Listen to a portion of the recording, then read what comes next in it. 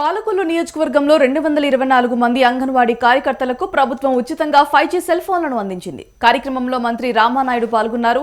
సేవల వేగం, పారదర్శకత కోసం స్మార్ట్ టెక్నాలజీని అంగన్వాడీ వ్యవస్థలో ప్రవేశపెట్టామని ఆయన తెలిపారు. రాష్ట్ర వ్యాప్తంగా ఉన్న 58,000 మంది అంగన్వాడీ కార్యకర్తలకు సెల్ ఫోన్ల పంపిణీకి 75 కోట్ల రూపాయలను ప్రభుత్వం వెచ్చించిందని చెప్పారు. గతంతో పోలిస్తే అంగన్వాడీ కార్యకర్తల గౌరవం, ఆర్థిక భద్రత పెరిగిందన్నారు.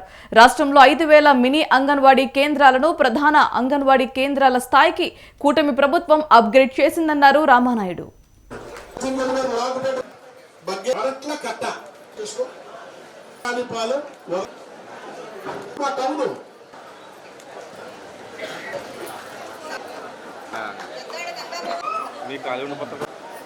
కృష్ణకుమార్ 5G స్మార్ట్ ఫోన్స్ ని ప్రభుత్వం ప్రతి ఒక్క అంగన్వాడీ టీచర్కి ఇవ్వాలనేటువంటి సంకల్పం నెరవేర్చేటువంటి విధానంలో భాగంగా ఈరోజు మన నియోజకవర్గంలో మీ అందరికీ కూడా ఈ సెల్ ఫోన్స్ పంపిణీ సందర్భంగా ఈరోజు ఈ కార్యక్రమంలో మనందరం కూడా భాగస్వాములవడం జరుగుతూ ఉంది.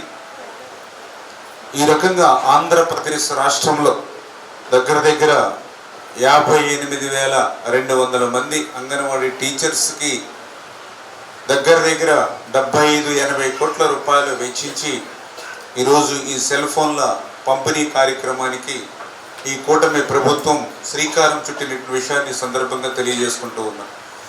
ముఖ్యంగా ఈ యొక్క స్మార్ట్ ఫోన్ ఉండడం ద్వారా కొన్ని సమస్యలు మీరు ఎదుర్కొంటున్నటువంటి వాటిని కొన్నిటినైనా సరిదిద్దాలనేటువంటి ప్రక్రియలో భాగంగా ఈ యొక్క స్మార్ట్ ఫోన్స్ కూడా మీకు పంపిణీ చేయడం జరుగుతున్నటువంటి పరిస్థితి. ఈ రోజనే కాదు, ఆ రోజు 2014లో మొదటిసారి నేను శాసనసభ్యుడిగా ఉన్నప్పటి నుంచి కూడా ఈ రోజు వరకు కూడా నేను కూడా ప్రత్యక్షంగా చూస్తూ ఉన్నా. అందుకే ఎప్పుడు కూడా అంగన్వాడీ టీచర్స్ అంటే ఒక గౌరవం కానీ, ఒక ప్రేమ కానీ, మీ యొక్క పనితనాన్ని బట్టి, మీరు పనిచేసే విధానాన్ని బట్టి ఆ రోజు నుంచి ఈ రోజు వరకు కూడా ఒక ఎమ్మెల్యేగా కాకుండా మీ యొక్క చేసేటువంటి పనులను బట్టి ఎప్పుడు కూడా మీకు ఎప్పుడు ఒక తోడ్పాటును అందించేటువంటి ప్రక్రియను కూడా ఒకసారి నేను కూడా గుర్తు చేసుకుంటూ ఉన్నా. ఆ రకమైన అంగన్వాడీ సెంటర్లు కూడా ఆ రోజు 14-19లో చాలా ప్రాంతాల్లో లేకపోతే కొత్తవి ఆ రోజు కూడా మనం నిర్మాణం చేసి అంగన్వాడీ కేంద్రం నూతనంగా నిర్మాణం చేస్తే మళ్ళీ ఆ నిర్మాణాన్ని కూడా మీ అంగన్వాడీ టీచర్స్ చేతే నేను రిబ్బన్ కట్ చేసి ప్రారంభించేటువంటి పరిస్థితి కూడా ఆ రోజు నా చేతుల మీద నేనే చేసేటువంటి వాడిని.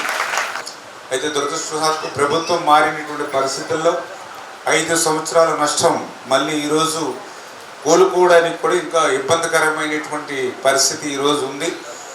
ఒక సమర్థవంతమైన వ్యక్తి నాయకత్వం చంద్రబాబు నాయుడు గారు ముఖ్యమంత్రిగా ఉండడం, ఆయనకి అండగా పవన్ కళ్యాణ్ గారు ఉండడం, వీళ్ళిద్దరికీ తోడుగా నరేంద్ర మోడీ గారు ఉండడం వల్ల వెంటిలేటర్ మీద ఉన్నటువంటి ఆర్థిక వ్యవస్థ మళ్ళీ ఈరోజు పూర్తిగా చక్కపరిచామని చెప్పలేకపోతున్నాం. కనీసం ఇప్పుడు ప్రస్తుతానికి నాకు తెలుసుండి ఐసీయూలోకి తెచ్చినట్టు అనమాట. ఇప్పుడు మళ్ళీ ఐసీయూలో నుంచి మళ్ళీ ఇంకో సంవత్సరం కష్టపడితే రూము పంపించగలుగుతాం.